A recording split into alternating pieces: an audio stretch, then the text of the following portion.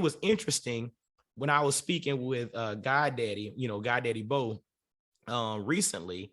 He said, coming out of college, your daddy was the standard. He was like, your daddy came out, he was wearing a suit every day, he was working at the bank, he had this little Toyota. I think he'd either just bought a house. He was the standard. All of us that were in college wanted to be like your daddy when we were growing up. He was like, everybody looked to you and looked up to you. And it's like throughout my childhood growing up, I used to hear stories about, man, dude, your daddy, when it comes to math, man, that brother was smart. Oh man, when it comes to this, that brother knows this and that. He could fix this and could fix that.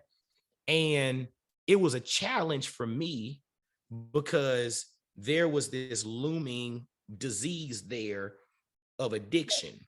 You know what I'm saying? And because I hear these stories, but it's kind of like, I would liken it to, how people talk about, like, if you see like an old guy walking down the street and then somebody says like, man, that dude was like an all-American, whatever. He was all everything back in the day. If you had seen him play or whatever, you'd be like, what? But then you see him walk down the street, you're like, that guy?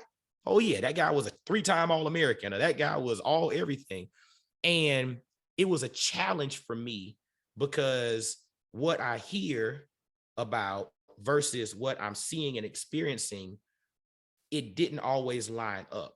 And so for me growing up, it was I was conflicted and challenged, right? Because it's like I'm one that always I yearn for that thing that everybody was talking about. It's like I want that. You know what I'm saying?